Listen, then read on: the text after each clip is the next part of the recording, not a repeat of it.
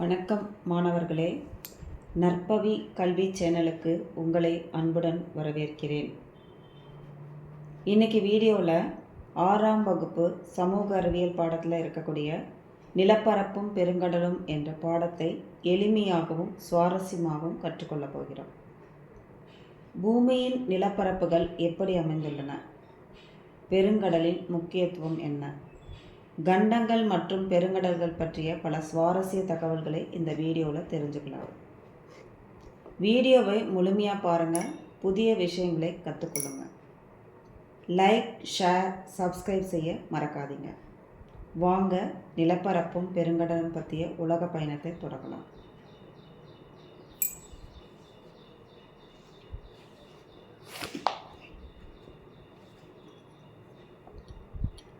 இப்போது பாஞ்சியா அப்படின்னா என்ன? பெரும் கண்டத்தை தான் நம்ம என்னன்னு சொல்லுவோம்னா பாஞ்சியா அப்படின்னு சொல்லுவோம். அந்த பெருங்கண்டத்தை சுற்றி இருக்கக்கூடிய நிலப்பரப்புகளை பாந்தலாசா அப்படின்னு சொல்லுவோம். பெருங்கடலை சுற்றி இருக்கக்கூடிய நிலப்பரப்பு நீர்ப்பரப்பு பாந்தலாசா. இது 200 மில்லியன் ஆண்டுகளுக்கு முன்பிருந்தே இந்த நிலப்பரப்பு மெதுவாக நகர ஆரம்பித்தது. அந்த நகர ஆரம்பித்ததனுடைய நாளடைவில் தான் என்னாச்சு, கண்டங்களும் பெருங்கடல்களும் இப்போ எப்படி இருக்கோ அந்த நிலைமையில் அப்படியே நகர்ந்து வந்தது தான் இந்த நிலையை அடைஞ்சிருக்கு. இந்த நகர்வு எப்படி நடந்தது அப்படின்னு பார்த்தோம்னா, இதுக்கு காரணம் புவியில் இருக்கக்கூடிய வெப்பம்தான். கண்டங்கள் பெருங்கடல் பற்றி தான் நம்ம இந்த லெசனில் பார்க்க போகிறோம். புவியினுடைய மேற்பரப்பில் 21% நீரால் சூழப்பட்டிருக்கு, 29% நிலத்தால் சூழப்பட்டிருக்கு. புவியினுடைய மேற்பரப்பில் சீராகவே காணப்படுவதில்லை. இந்த பூமியில் உயர்ந்த மலைகள், ஆழ்கடல்கள், பல்வேறு வகையான நிலத்தோற்றங்கள் காணப்படுது. இந்த நிலத்தோற்றங்களில் எப்படி வகைப்படுத்தலாம் அப்படின்னா, முதல் நிலை நிலத்தோற்றங்கள், 2ஆம் நிலை நிலத்தோற்றங்கள் அப்படின்னு நம்ம இதை வகைப்படுத்தலாம். 3ஆம் நிலை அப்படின்னு சொல்லிட்டு இதை நம்ம என்ன செய்யலாம், வகைப்படுத்தலாம். இந்த முதல் நிலை நிலத்தோற்றங்களில் கண்டங்கள் பெருங்கடல்கள் அதுதான் முதல் நிலை நிலத்தோற்றங்கள்.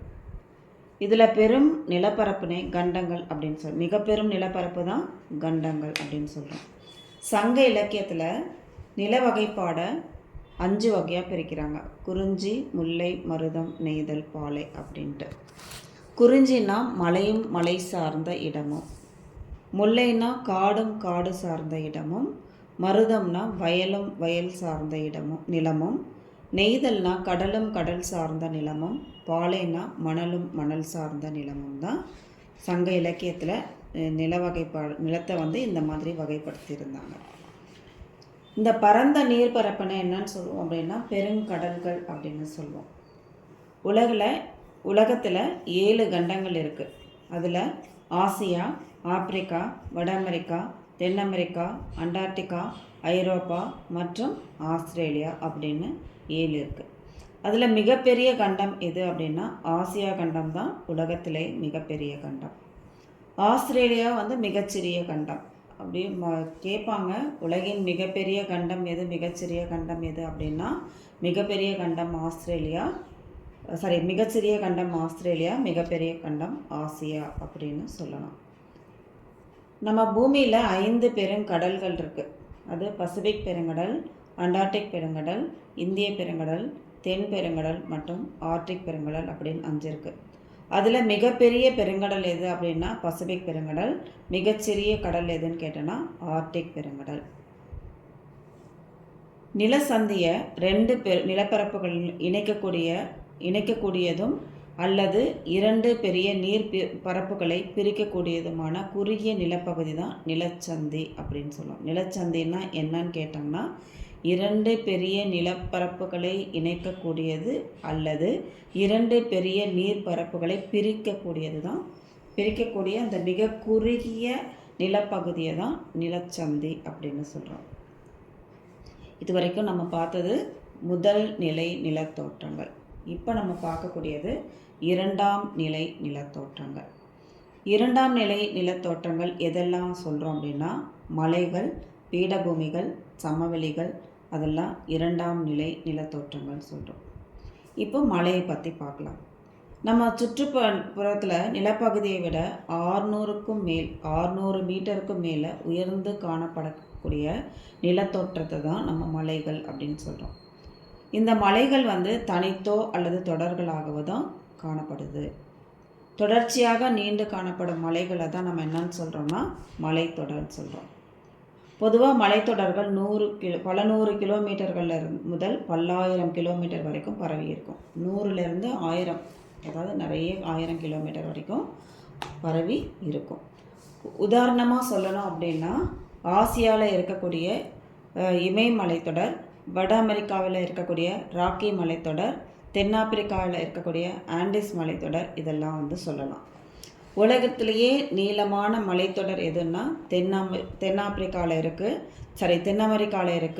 அது தென் அமெரிக்காவில் ஆண்டிஸ் மலைத்தொடர் தான் உலகின் நீளமான மலைத்தொடர். இது சுமார் எவ்வளோ கிலோமீட்டர் இருக்குன்னா 7000 கிலோமீட்டர் நீளத்திற்கு வடக்கு தெற்காக பரவி இருக்கும். மலைத்தொடரில் உயரமான பகுதி சிகரம் அப்படின்னு சொல்லப்படுது. உலகில் உயரமான சிகரம் எதுன்னு கேட்டோன்னா இமயமலைத்தொடரில் இருக்கக்கூடிய எவரெஸ்ட் சிகரம் தான். அதனுடைய உயரம் எவ்வளோ அப்படின்னா 8848 மீட்டர். எவரெஸ்ட் சிகரம் எந்த நாட்டில் இருக்குன்னா நேபாளத்தில், இந்தியாவில் நேபாளத்தில் இருக்குது. மலைகள் ஆறுகள் உற்பத்தியாகும் இடமாக தான் இன்றைக்கும் இருந்துகிட்ருக்கு. தாவரங்கள் மற்றும் விலங்குகளின் இருப்பிடமாகவும் இருக்குது. மலைகள் ஆறு உற்பத்தியாகக்கூடிய இடம் மற்றும் தாவரங்கள் விலங்குகளுடைய இருப்பிடமும் மலைகள் தான். சில மலைப்பகுதிகள் சிறந்த சுற்றுலா தலங்களாகவும் கோடை வாழிடங்களாகவும் இருக்குது. அது எக்ஸாம்பிள் பார்த்தோன்னா உதகமண்டலம், கொடைக்கானல், கொல்லிமலை, ஏற்காடு, ஏலகிரி இதெல்லாம் கோடை வாழிடங்கள். இது எங்கே இருக்குது அப்படின்னா தமிழ்நாட்டில் இருக்குது. அடுத்தது நம்ம பார்க்கக்கூடியது பீடபூமிகள். பீடபூமினா பிளாட்டோஸ், அதாவது சமமான மேற்பரப்பை கொண்ட உயர்ந்த நிலப்பரப்பு தான் பீடபூமின்னு சொல்கிறோம். இவை மலைகளைப் போல என்ன செய்யணும், வன் சரிவுகளை கொண்டது. மலை எப்படி இருக்கும், சரிவாக இருக்கும். பீடபூமிகள் 100 மீட்டர்லேருந்து பல்லாயிரம் மீட்டர் வரை உயர்ந்திருக்கும். பீடபூமி எப்படி இருக்கும்னா 100 மீட்டர்லேருந்து பல்லாயிரம் மீட்டர் வரைக்கும் பரவி இருக்கும். அதனால தான் என்ன செய்கிறாங்கன்னா, இந்த உலகத்திலேயே உயர்ந்த பீடபூமி, அதாவது பிளாட்டோஸ் என்ன அப்படின்னா திபெத் பீடபூமி. இப்போ திபெத் பீடபூமி தான் பூமியை தான் என்ன சொல்கிறோம், அதுதான் உலகத்தின் கூரை அப்படின்னு சொல்கிறோம். அதுதான் என்ன செய்கிறோம், ரூஃப் ஆஃப் த வேர்ல்டு, அதுதான் உலகத்தின் கூரை அப்படின்னு சொல்கிறோம். பீடபூமி சமமான மேற்பரப்பை கொண்டுள்ளதுனால இது மேஜை நிலம் என்று அழைக்கப்படுகிறது. Tableland. The flat top part of the plateau is call tableland or மேஜை நிலம் அப்படின்னு சொல்லப்படுது. பொதுவாக பீடபூமிகளில் கனிமங்கள் நிறைய இருக்குது. The plateaus are generally rich in minerals அதிகமாக இருக்குது. இந்தியாவில் காணப்படும் சோட்டா நாக்புரி பீடபூமி கனிமங்கள் நிறைந்த பகுதியாகும். த Chhota Nagpuri plateau is one of the mineral rich plateaus in India. இந்தியாவிலேயே அதிகமான கனிமங்கள் உள்ள நாடு எது, பீடபூமி எதுன்னு கேட்டோன்னா சோட்டா நாக்புரி பீடபூமி. சுரங்கத் தொழில் இப்பகுதியினுடைய முக்கிய தொழிலாகும். அதாவது mining is one of the major activities of the people living here. அதனால தான் தென்னிந்தியாவில் உள்ள தக்கான பீடபூமி எரிமலை பாறைகளால் ஆனது. Deccan plateau is peninsular India is of volcanic origin. அதாவது எரிமலை பாறைகளால் ஆன பீடபூமி எதுன்னு கேட்டோன்னா தக்கான பீடபூமி. அந்த தக்கான பீடபூமி எங்கே இருக்குன்னு கேட்டாங்கன்னா தென்னிந்தியாவில் இருக்குது, சவுத் இந்தியாவில் இருக்குது. தருமபுரி, கோயம்புத்தூர், மதுரை இதெல்லாம் தமிழ்நாட்டில் இருக்கக்கூடிய பீடபூமி. இப்போ தமிழ்நாட்டில் உள்ள பீடபூமிகள் யாவை அப்படின்னு கேட்டாங்கன்னா தருமபுரி பீடபூமி, கோயம்புத்தூர் பீடபூமி, மதுரை பீடபூமி அப்படின்னு. உங்களுடைய புக்கில் அட்டவணை நிலவரைப்பட புத்தகத்தில் உதவியுடன் நிரப்புகன்னு சொல்லி கொடுத்துருக்காங்க. மலைத்தொடர், சிகரங்கள், கண்டங்கள், உயரம் அப்படின்னு கொடுத்துருக்காங்க. இமயமலைத்தொடர் எங்கே இருக்குது, சிகரம் எவரெஸ்ட் சிகரம், ஆசியா கண்டம், உயரம் 8848 மீட்டர். ராக்கி மலைத்தொடர் எங்கே இருக்குது அப்படின்னு சொன்னோன்னா எபுவர்ட்டில் இருக்குது, எபபுர்ட்டில் இருக்குது, வட அமெரிக்காவில் இருக்குது. 4401 மீட்டர். ஆண்டிஸ் மலைத்தொடர் ககுரோ அங்கே இருக்குது, தென் அமெரிக்கா. 6961. ஆல்ஸ் மலைத்தொடர் மாண்ட்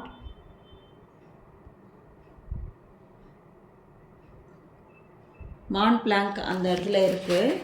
இதில் வந்து ஐரோப்பாவில் இருக்குது. அதனுடைய கண்டம் வந்து ஐரோப்பா. அதனுடைய உயரம் 4808 மீட்டர். கிழக்கு தொடர்ச்சி மலை ஜிந்தகடா அங்கே அதனுடைய சிகரம். கண்டம் வந்து ஆசியா. அது எங்கே இருக்குன்னா இந்தியாவில் இருக்குது. அதனுடைய உயரம் 1690 மீட்டர். அடுத்தது நம்ம பார்க்குறது பிளெயின்ஸ், சமவெளிகள். சமவெளி சமமான மற்றும் தாழ்ந்த நிலத்தோற்றம். ஃப்ளாட் என்னென்னா ரிலேட்டிவ்லி லோ லையிங் லேண்ட்ஸை தான் நம்ம என்னன்னு சொல்கிறோம், சமவெளின்னு சொல்கிறோம். இது கடல் மட்டத்திலிருந்து சுமார் 200 மீட்டருக்கு குறைவான உயரம் கொண்ட நிலத்தோற்றமாகும். இது கடல் மட்டத்திலிருந்து எவ்வளோ உயரம் கம்மியாக இருக்கு, இதுவாக இருக்குன்னா குறைவான உயரம் இருக்குன்னா 200 மீட்டர். பெரும்பாலும் சமவெளிகள் ஆறுகள், அதன் துணை ஆறுகள் மற்றும் கிளையாறுகளால் உருவானது தான் இந்த சமவெளி. இங்கு வளமான மண்ணும் நீர்ப்பாசனமும் இருக்கிறதுனால வேளாண்மை இங்கு தழைத்தோங்குது. மக்கள் வாழ்கிறதுக்கு சமவெளி ஏற்றதாய் இருக்கிறதுனால உலகத்திலேயே அதிக மக்கள் தொகை கொண்ட பிரதேசங்களாக இது விளங்குது.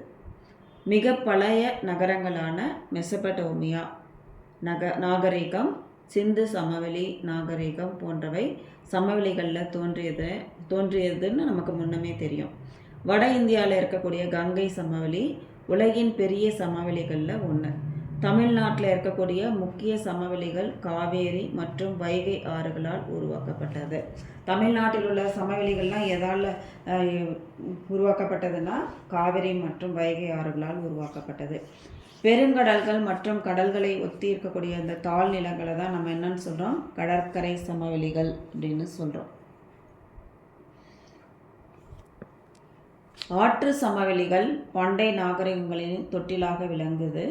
இந்தியாவில் சிந்து நதி மற்றும் எகிப்தின் நைல் நதி போன்ற ஆற்று சமவெளிகளில் நாகரிகங்கள் தோன்றி செழித்தோங்கி வளர்ந்தன அப்படின்றது உங்களுக்கு தெரியுமா அப்படின்றதில் கொடுத்துருக்காங்க. அடுத்தது நம்ம பார்க்கக்கூடியது 3ஆம் நிலை நிலத்தோற்றங்கள் அப்படின்றது, 3rd ஆர்டர் லேண்ட்ஃபார்ம். ஆறுகள், பனியாறுகள், காற்று மற்றும் கடல் அலைகள் போன்றவற்றின் முக்கிய செயல்கள் அரித்தல், அதான் எரோஷன், மற்றும் படிய வைத்தல்.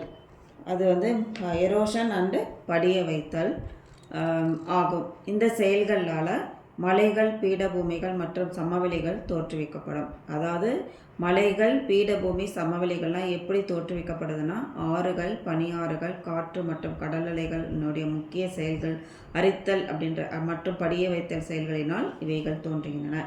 நிலத்தோற்றங்கள் வந்து என்ன செய்யப்படும்னா 3ஆம் நிலை நிலத்தோற்றங்கள் ஆகும். இந்த மாதிரி தோற்றுவிக்கப்படக்கூடிய நிலத்தோற்றங்கள் 3ஆம் நிலை நிலத்தோற்றங்கள்.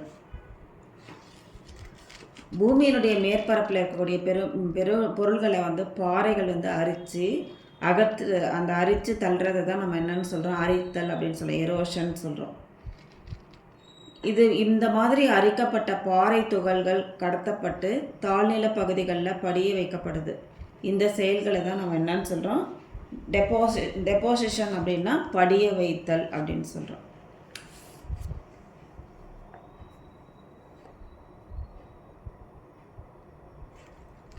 இப்போ நீங்கள் சென்னையில் இருந்தீங்கன்னா சென்னை வந்து மெரினா கடற்கரை எந்த வகை நிலத்தோற்றத்தை சார்ந்தது அப்படின்னு சொல்லிட்டு நீங்கள் வந்து கமெண்ட் பண்ணுங்கள், சரிங்களா? அடுத்தது பெருங்கடல்கள், ஓஷன்ஸ். விண்வெளியிலிருந்து பார்க்கும்போது புவி வந்து நீல நிறமாக காட்சியளிக்குது. ஏன் நீல நிறமாக காட்சியளிக்குது அப்படின்னா பூமியினுடைய 3/2 பங்கு நீர்ப்பரப்பாக உள்ளது தான் இதுக்கு காரணம். 3/2 பங்கு நீர்ப்பரப்பாக இருக்கிறது தான் இதுக்கு காரணம். கடல்களும் பெருங்கடல்களும் இந்த நீரினை கொண்டிருக்கிறதுனால இது ப்ளூ கலரில் இருக்குது. பெரும் நீர்ப்பரப்பு பெருங்கடல்கள் அழைக்கப்படுகிறது. அப்புறம் முழுமையாகவோ அல்லது பகுதியாகவோ நிலத்தால் சூழப்பட்ட பெரிய நீர்ப்பரப்பு தான் கடல் எனப்படுகிறது. பூமியில் காணப்படும் 5 பெருங்கடல்களை நம்ம முன்னாடியே பார்த்தோம். அதில் பசிபிக் பெருங்கடல் ஃபஸ்ட்டு நம்ம பார்க்க போகிறோம். பூமியின் மிகப்பெரிய மற்றும் ஆழமான பெருங்கடல் எது அப்படின்னா பசிபிக் பெருங்கடல் தான். இந்த பூமியினுடைய மொத்த பரப்பில் 1/3 பகுதி தான் இதில் இருக்குது. இந்த பரப்பளவு சுமார் 168.72 மில்லியன் சதுர கிலோமீட்டர் இருக்கும். இது பசிபிக் பெருங்கடல் மேற்கில் ஆசியா மற்றும் ஆஸ்திரேலியாவும், கிழக்கில் வட அமெரிக்கா மற்றும் தென் அமெரிக்காவும் இதுக்கு உடைய எல்லைகளாக இருக்குது, பார்டர்ஸு. இது வடக்கு தெற்காக ஆர்டிக் பெருங்கடல் முதல் தென் பெருங்கடல் வரைக்கும் இது பரவி இருக்கு. இந்த பெருங்கடல் முக்கோண வடிவத்தில் இருக்கும். முக்கோண வடிவத்தின் மேற்பகுதி பசிபிக் பெருங்கடலையும் ஆர்டிக் பெருங்கடலையும் இணைக்கக்கூடியது தான் பெரிங் நீர் சந்தியில் காணப்படுது. உலகில் உயரமான எவரெஸ்ட் சிகரம் மரியானா அகழியில் மூழ்கிவிடும் அப்படின்னா அதன் ஆழத்தை உணர்ந்தறிவாயாக அப்படின்னா அதாவது 8848 மீட்டர் உயரம் தான் எவரெஸ்ட் சிகரம். ஆனால் மரியானா அகழி எவ்வளோன்னா 10,994 மீட்டர் அப்படின்னா அதில் மூழ்கிடும். இப்போ கடலின் ஆழத்தை மீ என்று குறியிட்டால் குறிப்பிட வேண்டும். நம்ம என்ன செய்யணும், மீ அப்படின்ட்டு தான் குறிப்பிடணும். பெரிங் சீன கடல், ஜப்பான் கடல், பெரிங் கடல், டாஸ்மானியா கடல், பிலிப்பைன்ஸ் கடல் இதெல்லாம் பசிபிக் பெருங்கடலில் இருக்கக்கூடிய எல்லையோர கடல்களாகும். இப்போ பசிபிக் பெருங்கடலின் எல்லையோர கடல்கள் யாவை கேட்டாங்கன்னா பேரிங், சீன, ஜப்பானிக், டாஸ்மானியா, பிலிப்பைன்ஸ் கடல் இதெல்லாம் இதுதான். Indonesia, Philippines, Japan, Hawaii, New Zealand இதெல்லாம் தீவுகள். பசிபிக் பெருங்கடலில் இருக்கக்கூடிய தீவுகள் கேட்டாங்கன்னா இது எழுதணும். புவியின் ஆழமான பகுதி எதுன்னா மரியானா அகழி. எவ்வளோ மீட்டர்னா 10,994. பசிபிக் பெருங்கடலை இது அமைஞ்சிருக்கு. பசிபிக் பெருங்கடலை சுற்றி எரிமலைகள் தொடர்ச்சியாக அமைஞ்சிருக்கிறதுனால பசிபிக் நெருப்பு வளையம் என அழைக்கப்படுகிறது. பசிபிக் ஏன் நெருப்பு வளையம் அப்படின்னு அழைக்கப்படுகிறதுன்னு கேட்டாங்கன்னா அதை சுற்றி எரிமலைகள் தொடர்ச்சியாக அமைஞ்சிருக்கிறதுனால அதுக்கு நெருப்பு வளையம்னு பேர். ஸ்பெயின் நாட்டின் மாலுமி பெர்னார்ட் மெக்கலன் பசிபிக் என பெயரிட்டார். பசிபிக் என்பதன் பொருள் அமைதியின் அர்த்தம். பசிபிக் என்று பெயரிட்டவர் யார் அப்படின்னா எந்த நாட்டவர்? மாலுமி பெர்னார்ட் மெக்கலன் என்றவர் பசிபிக்கின் பேர் வச்சார். அவர் ஸ்பெயின் நாட்டை சேர்ந்தவர். பசிபிக்னா அமைதியின் பேர். அடுத்தது அட்லாண்டிக் பெருங்கடல். புவியினுடைய 2வது பெரிய கடல் அப்படின்னா அட்லாண்டிக் பெருங்கடல். இது பரப்பளவில் சுமார் 85.13 மில்லியன் சதுர கிலோமீட்டர் இருக்கும். இது புவியினுடைய மொத்த பரப்பில் 1/6 இதில் இருக்குது. அட்லாண்டிக் பெருங்கடலுடைய கிழக்கே ஐரோப்பா இருக்குது, மேற்கே ஆப்பிரிக்கா இருக்குது. ஐரோப்பாவும் ஆப்பிரிக்காவும் கிழக்கில் இருக்குது, மேற்கே வட அமெரிக்காவும் தென் அமெரிக்காவும் எல்லைகளாக இருக்குது.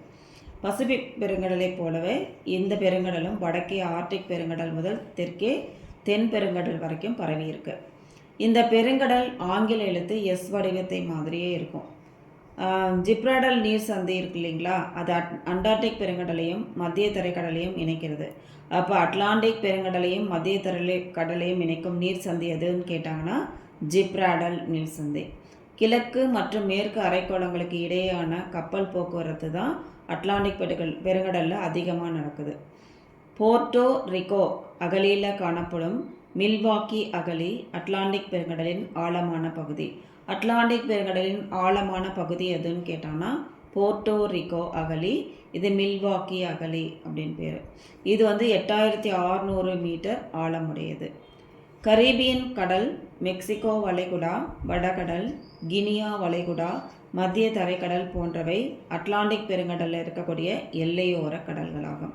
அட்லாண்டிக் பெருங்கடலின் எல்லையோர கடல்கள் யாவை அப்படின்னு கேட்டாங்கன்னா மெக்சிகோ வளைகுடா, கரீபியன் கடல், வடகடல், கினியா வளைகுடா, மத்திய தரைக்கடல் இதெல்லாம். செயின்ட் ஹெலனா, நியூபவுண்ட்லாந்து, ஐஸ்லாந்து, பாக்லாந்து உள்ளிட்ட பல தீவுகள் அட்லாண்டிக் பெருங்கடலில் இருக்குது. அட்லாண்டிக் பெருங்கடலில் இருக்கக்கூடிய தீவுகள்லாம் என்னென்னு கேட்டாங்கன்னா செயின்ட் ஹெலனா, நியூபவுண்ட்லாந்து, ஐஸ்லாந்து, பாக்லாந்து இதெல்லாம் அதில் இருக்குது. செங்கடல், சாக்கடல், கருங்கடல் அப்படின்னா ஏன் பேர் வந்தது அப்படின்னு நீங்கள் பார்த்து தெரிஞ்சுக்கோங்க. கண்டங்கள் மற்றும் பெருங்கடல்களை பற்றி உங்களுடைய லெசனில் புக்கில் வந்து கொடுத்துருக்காங்க. அது என்னென்னு சொல்லிட்டு நீங்கள் பாருங்கள். அடுத்தது இந்திய பெருங்கடல். இந்திய பெருங்கடல் வந்து புவியினுடைய 3வது பெரிய பெருங்கடல். இதனுடைய பரப்பு வந்து 70.56 மில்லியன் சதுர கிலோமீட்டர். இந்தியாவுக்கு அருகாமையில் இருக்கிறதுனால இப்பெருங்கடல் வந்து இந்த பெயரை பெற்று இந்திய பெருங்கடல்னு பேர் வந்துச்சு. இது முக்கோண வடிவத்தில் இருக்கும். இந்த பெருங்கடல் வந்து மேற்கே ஆப்பிரிக்கா, வடக்கே ஆசியா, கிழக்கே ஆஸ்திரேலியா போன்ற கண்டங்களால் இது சூழப்பட்டிருக்கும். இந்திய பெருங்கடலில் அந்தமான், நிக்கோபார், லட்சத்தீவுகள், மாலத்தீவுகள், இலங்கை, மொரீஷியஸ், ரீயூனியன் உள்ளிட்ட பல தீவுகள்லாம் இங்கே இருக்குது. ஐலாண்ட்ஸ்லாம் அங்கே இருக்குது. மலாக்கா நீர்ச்சந்தி இந்திய பெருங்கடலையும் பசிபிக் பெருங்கடலையும் பிரிக்கிறது. மலாக்கா நீர்ச்சந்தி எதனை பிரிக்கிறதுன்னு இந்திய பெருங்கடலையும் பசிபிக் பெருங்கடலையும் பிரிக்கிறது. இல்லைனா இந்திய பெருங்கடலையும் பசிபிக் பெருங்கடலையும் பிரிக்கும் நீர்ச்சந்தி எதுன்னு கேட்டோன்னா மலாக்கா நீர்ச்சந்தி. இந்திய பெருங்கடலில் வங்காள விரிகுடா, அரபிக்கடல், பாரசீக வளைகுடா மற்றும் செங்கடல் போன்ற கடல்கள்லாம் எல்லையோர கடல்களாக இருக்குது. இந்த பெருங்கடல்களின் ஆழமான பகுதி தான் ஜாவா அகழி. இதனுடைய ஆழம் 7725 மீட்டர். பாக் நீர் சந்தி வந்து வங்காள விரிகுடாவையும் பாக் வளைகுடாவையும் இணைக்கிறது. 6 கால்வாய் இந்திரா முனையின் இந்தோனேஷியாவையும் பிரிக்கிறது. இப்போ 8 வந்து கால்வாய் வந்து மாலத்தீவையும் மினிக்காய் தீவையும் பிரிக்கிறது. 9 டிகிரி கால்வாய் வந்து லட்சத்தீவையும் மினிக்காய் தீவையும் பிரிக்கிறது. 10 டிகிரி வந்து கால்வாய் அந்தமான் தீவையும் நிக்கோபார் தீவையும் பிரிக்குது. அடுத்தது நம்ம பார்க்கக்கூடியது தென் பெருங்கடல். தென் பெருங்கடல் அண்டார்டிகாவை சுற்றி இருக்குது. இது வந்து 60 டிகிரி, தென் பெருங்கடல் 60 டிகிரி தெற்கு அச்சத்தால் வந்து சூழப்பட்டிருக்கு.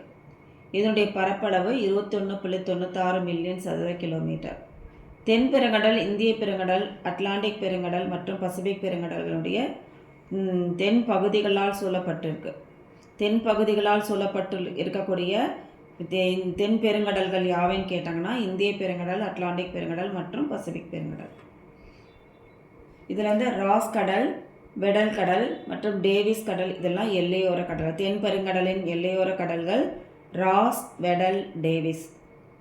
போர்வெல் தீவு, பௌமன் தீவு, ஹார்ட்ஸ் தீவு போன்றவை தீவுகள் இப்பெருங்கடலில் காணப்படுகிறது. தென் பெருங்கடலில் காணப்படும் தீவுகள்னால் ஹார்ட்ஸ் தீவு, பௌமன் தீவு, போர்வெல் தீவு. பெருங்கடல்களை காட்டிலும் குளிர்ச்சியாக உள்ளது. இது பக்கத்தில் இருக்கிறதுனால குளிர்ச்சியாக இருக்குது. இதன் பெரும்பான்மையான பகுதி பனிப்பாறைகளால் சூழப்பட்டிருக்கும். இந்த பெருங்கடலின் ஆழமான பகுதி தான் தென் சாண்ட்விச் அகழின்னு பேர் இதுக்கு. அதனுடைய இது வந்து 7235 மீட்டர் ஆகும். அடுத்தது நம்ம பார்க்கக்கூடியது ஆர்க்டிக் பெருங்கடல். மிகச்சிறிய கடல் எது அப்படின்னு கேட்டோன்னா ஆர்க்டிக் தான். அதனுடைய பரப்பு சுமார் 15.56 மில்லியன் சதுர கிலோமீட்டர். ஆர்க்டிக் வட்டத்துக்குள்ளே அமைஞ்சிருக்கு. வருடத்தின் பெரும்பான்மையான நாட்களில் இந்த பெருங்கடல் வந்து உறைஞ்சு தான் காணப்படும். நார்வே கடல், கிரீன்லாந்து கடல், கிழக்கு சைபீரிய கடல் மற்றும் பேரன் கடல் இதெல்லாம் வந்து எல்லையோர கடல்களாகும். ஆர்க்டிக் பெருங்கடலின் எல்லையோர கடல்கள் நார்வே, கிரீன்லாந்து, கிழக்கு சைபீரியன், பேர்லாந்து இதெல்லாம். கிரீன்லாந்து தீவு, நியூ சைபீரிய தீவு மற்றும் நவோயா, செமல்யா போன்ற தீவுகள் பெருங்கடலில் காணப்படுது. வடதுருவம் ஆர்க்டிக் பெருங்கடலினுடைய மையத்தில் இருக்குது. இந்த பெருங்கடலினுடைய ஆழமான பகுதி வந்து யுரேஷியன் தாழ்நிலம் பேர் இதுக்கு. இதனுடைய ஆழம் 5449 மீட்டர் ஆகும்.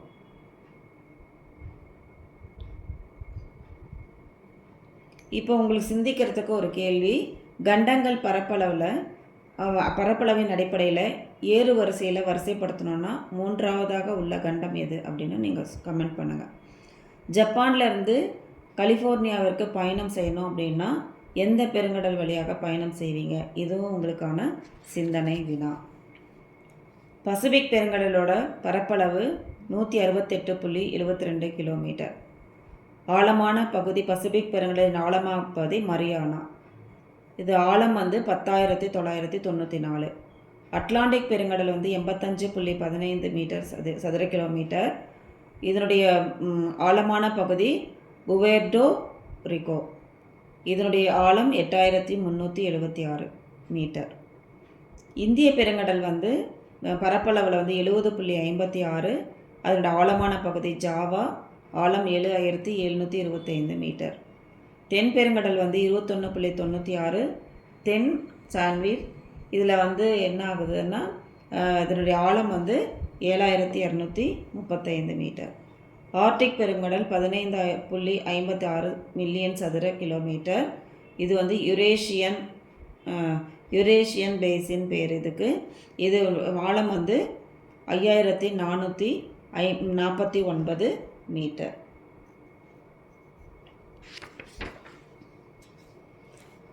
நினைவில் நம்ம நிறுத்த வேண்டியது, புவியின் மேற்பரப்பில் 21% நீராலும் 29% நிலத்தாலும் சொல்லப்பட்டிருக்கு. புவியினுடைய மேற்பரப்பில் காணப்படுகின்ற நிலத்தோற்றங்களை முதல், 2ஆம், 3ஆம் நிலை நிலத்தோற்றங்களை வகைப்படுத்தலாம். கண்டங்களும் பெருங்கடல்கள் தான் முதல் நிலை நிலத்தோற்றங்கள். பூமியில் 7 கண்டங்களும் 5 பெருங்கடல்களும் காணப்படுது. மலைகள், பீடபூமிகள், சமவெளிகள் 2ஆம் நிலை நிலத்தோற்றங்களாகும். பள்ளத்தாக்கு வந்து கடற்கரை, மணற்குன்றுகள் இதெல்லாம் வந்து 3ஆம் நிலை நிலத்தோற்றங்கள். பெருங்கடல்கள் எல்லையோர கடல்களையும் தீவுகளையும் கொண்டிருக்கு. தீவுன்னா நீரால் சூழப்பட்ட பகுதி. வளைகுடானா அகன்ற நில வளைவை கொண்ட கடல் பகுதி. அகலின்னா பெருங்கடலில் இருக்கக்கூடிய ஆழமான பகுதி. நீர்ச்சந்தினா 2 நீர்ப்பகுதிகளை இணைக்கும் குறுகிய நீர்ப்பகுதி தான் நீர்ச்சந்தி. தீபகற்பம்னா 3 பக்கமும் நீரால் சூழப்பட்ட நிலப்பகுதி தான் என்னது தீபகற்பம் அப்படின்னு.